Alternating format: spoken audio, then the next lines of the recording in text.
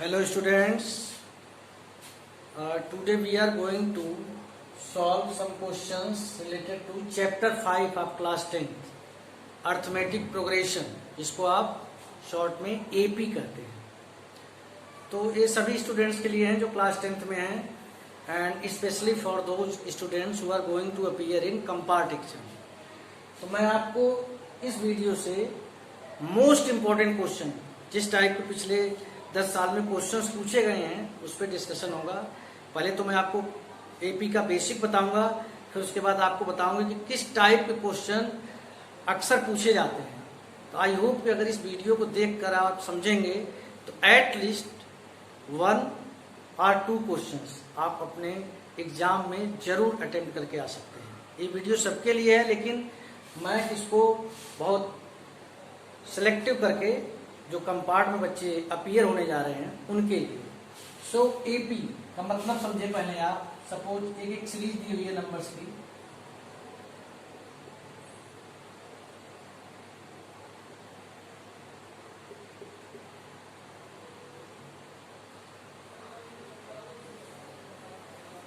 इसका जो first term है that is a, difference between 2 consecutive term, common difference D, a2 minus a1, 12 minus 7, यानी कि क्या आ गया आपका 5।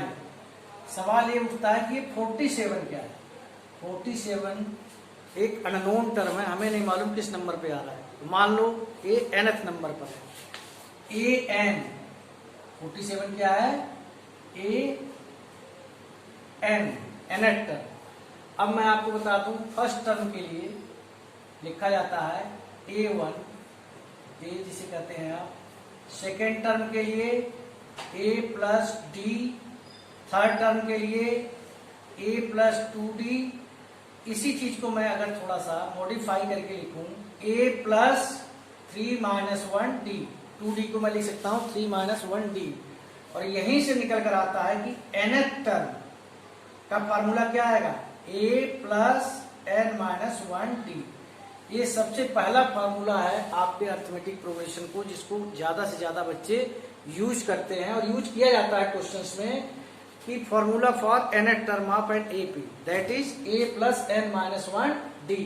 अगर यहीं पर कोई कहे कि सर 15 टर्म के लिए क्या होगा, तो देखिए 15 के लिए a प्लस 15 माइनस 1d, यानी a प्लस 14d।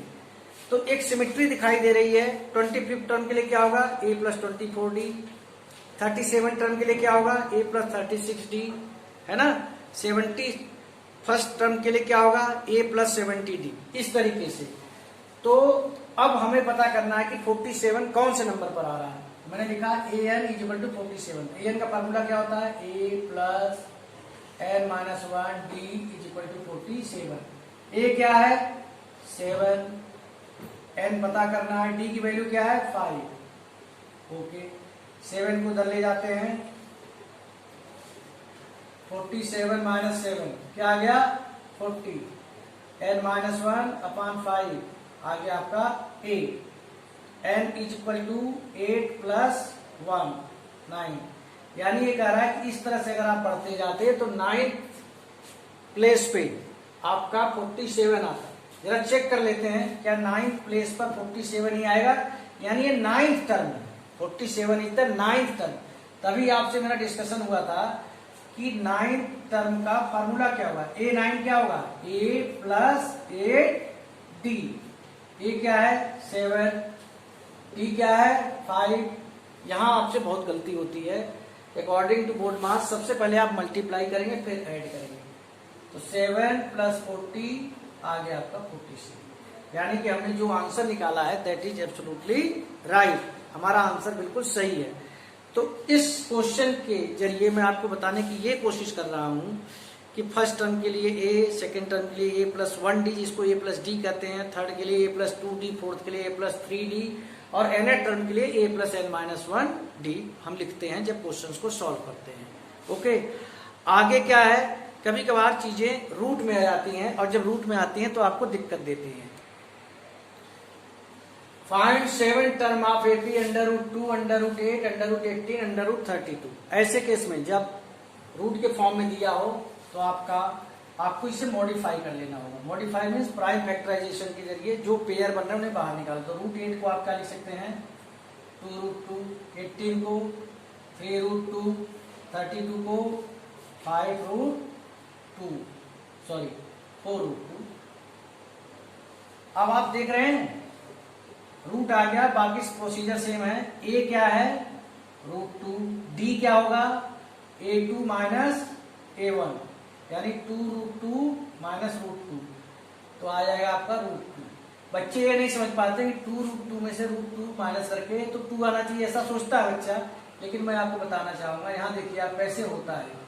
आप जरा रूट 2 कॉमन ले लीजिए, यहाँ क्या आएगा 2 और यहाँ कुछ नहीं आएगा, केवल 1 होगा। तो root 2 into 1 is equal to root 2, यानी आप एक तरीके से समझिए है 2x minus x is equal to 2x में से x जाएगा तो x बचेगा। d आपने निकाल लिया। आपको कौन सा टर्म निकालना है a7 a plus 6d। Exam में आप एक चीज मेंशन कर दिया करो जब इस चीज को यूज करते हो कि an इज इक्वल टू होता है a plus n minus 1d। Okay, a7 is equal to a क्या है रूट 2, 6, d की जगह क्या आएगा रूट 2। तो root 2 plus 6 root 2, root 2 plus 6 root 2 हो जाएगा 7 रूट 2। और इसको प्योर रूट के फॉर्म में अगर आप लिखना चाहते हैं तो कैसे लिखेंगे, ध्यान दीजिए। इस 7 को अंदर ले जाइए और 2 बार मल्टीप्लाई कर दीजिए, 49 2 जा 98, ये आपका आंसर आ जाएगा। यानी रूट के फॉर्म में दिया हो कोई सीरीज, डेसिमल के फॉर्म में दिया हो, फ्रैक्शन के फॉर्म में दिया हो, आपको डरने की जरूरत नहीं है। बस कंसेप्ट पर आप ध्यान रखिए कि कोई भी टर्म निकालने के लिए, कोई भी पर्टिकुलर टर्म निकालने के लिए आपके पास 2 चीजें होनी चाहिए। पहली चीज क्या a और दूसरी चीज क्या d। a फर्स्ट टर्म होता है और d क्या होता है a2 माइनस a1। इसी से रिलेटेड कुछ और भी चीजें आती हैं एग्जाम में, अगर आपको समझ में आ गया है तो मैं बताता हूं। जैसे कि दे देते हैं इस तरीके से कि चेक करो कि a आपका AP में है कि नहीं है, ध्यान से देखना।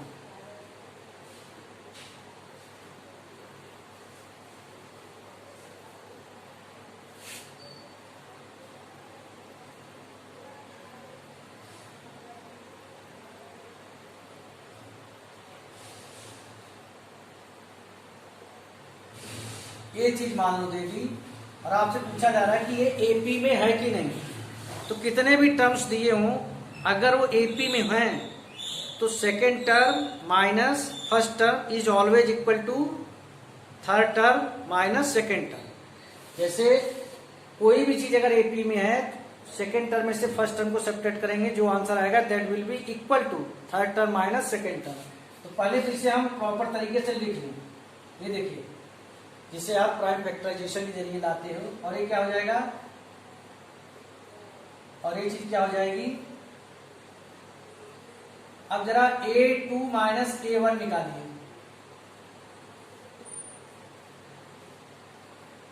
आया।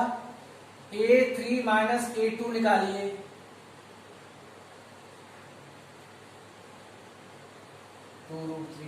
अब लैंग्वेज क्या होगी आपकी, अगर डिस्क्रिप्टिव टाइप का क्वेश्चन है कि since a3 minus a2 is equal to a2 minus a1, so given series is in AP, ये AP में है। यानी कोई भी चीज अगर AP में है तो second term minus first term is always equal to first term third term minus second term. यही चीज मॉडिफाई होके और भी पूछी जाती है। जैसे तो मैंने यहाँ नंबर्स पूछ लिया, कुछ अननोन चीजें दी होती हैं, अननोन K के फॉर्म में, P के फॉर्म में, और आपसे कहा जाता है कि A AP में है and find the value of K P। ये क्वेश्चन सबसे ज्यादा बार रिपीट हुआ है, तो मैं पहले क्वेश्चन लिख देता हूं फिर डिस्कशन करता हूं। देखिए, find the value of K if 2K plus 1, 3K plus 3 and 5K minus 1 are in AP।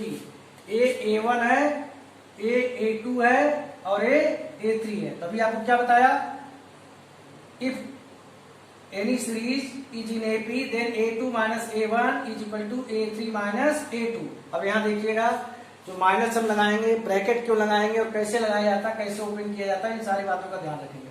A2 क्या है, 3k प्लस 3 माइनस ब्रैकेट, क्योंकि A1 में 2 टर्म है, 2k plus 1 is equal to A3 5k minus 1 minus A2 3k plus 3 bracket इसलिए लगा रहे हैं क्योंकि ये माइनस दोनों के साथ है। अब इसको जैसे ही ओपन करेंगे हम minus 2k minus 1 is equal to 5k minus 1 minus 3k minus 3, यहाँ बचेगा k, 3k में से 2k गया k, 3 माइनस 1 2, इधर 2k माइनस 4, k आप एक तरफ लाइए और नंबर एक तरफ ले जाइए, तो minus k is equal to minus 6।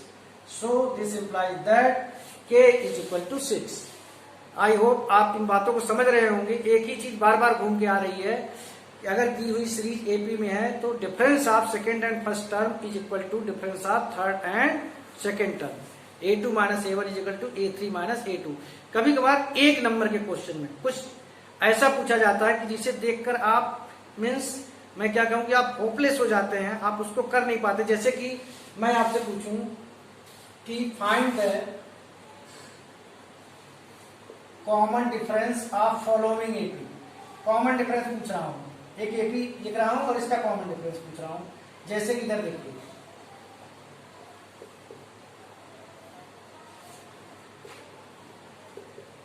इसका आप बड़े इजीली बता लेंगे मुझे कॉमन डिफरेंस कि सर इसका कॉमन डिफरेंस जो है 3 है।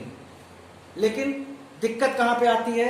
दिक्कत आती है ऐसे क्वेश्चन में कि आप इसका एपी पता करो, तब आप थोड़ी सी दिक्कत में आ जाते हैं। कैसे क्वेश्चन होते हैं आप देखिए, ये एक एपी है और इसका आपको कॉमन डिफरेंस निकालना है।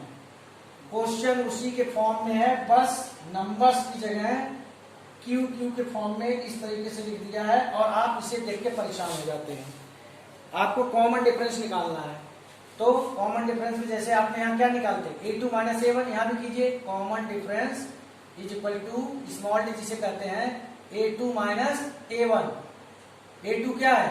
ये है। A1 क्या है? 1/3। एलसीएम लीजिए, क्या आएगा? -6q upon 3q। q से q कैंसिल हो गया एंड योर आंसर इज -2। तो मैं इस क्वेश्चन को करने के पीछे मेरा इंटेंशन क्या है कि कभी जब इस तरह के डिजिट्स आ जाएं, अननोन चीज आ जाए, तो आप इसे देख के होपलेस ना हो यार कॉमन डिफरेंस ऐसा क्वेश्चन दिया यार कॉमन डिफरेंस, इसको तो आप कर लोगे। इसको करने में कि ये क्यू के फॉर्म में क्या दे दिया, कुछ भी दिया है कोई भी चीज है तो लॉजिक तो नहीं चेंज होगा, कंसेप्ट तो नहीं चेंज होगा। आपसे कॉमन डिफरेंस ही तो पूछा जा रहा है, आप A2 माइनस A1 कर दीजिए और आपका कॉमन डिफरेंस आ जाए। अब इसी क्वेश्चन को मैं थोड़ा सा और एक्सटेंड करता हूं कि find the 15 term of the given AP. इस एपी का 15 टर्म पता कीजिए। A15 क्या हो जाएगा आपका? आप निकालोगे जब A15 क्या हो जाएगा? A15 is equal to A plus 14D। A क्या है? 1/3q, ठीक है। और D क्या है? -2, तो क्या हो गया? 1/3q माइनस 28, एलसीएम लीजिए 1 minus 84q upon 3q। This is your required answer. So I hope किसी भी तरीके की चीज दी हो, रूट में दिया हो, डेसिमल में दिया हो, अननोन फैक्टर्स के बारे में दिए हो, कोई ऐसी चीज दी हो जिसके बारे में आप नहीं जानते हैं, वेरिएबल्स वगैरह दिए हैं, लेकिन आपका एपी का जो कंसेप्चुअल या किसी भी चैप्टर का जो कंसेप्चुअल की होती है वो कभी चेंज नहीं होती है। तो इस वीडियो को आप देखिए, एपी को समझने की कोशिश कीजिए। नेक्स्ट वीडियो में आपको आगे और ले चलूंगा कि कैसे कैसे मल्टीपल निकालते हैं, कोई भी पर्टिकुलर टर्म निकालते हैं, लार्जेस्ट नंबर स्मॉलेस्ट नंबर के बीच कैसे एपी पता करते हैं, इनके बारे में हम डिस्कस करेंगे। लेकिन सबसे पहले आप ये वीडियो देखिए और इसके जो बेसिक्स हैं उसको अपने दिमाग में रखिए कि कैसे हम आगे और क्वेश्चंस आएंगे तो उनको सॉल्व करने की कोशिश करेंगे। Thank you.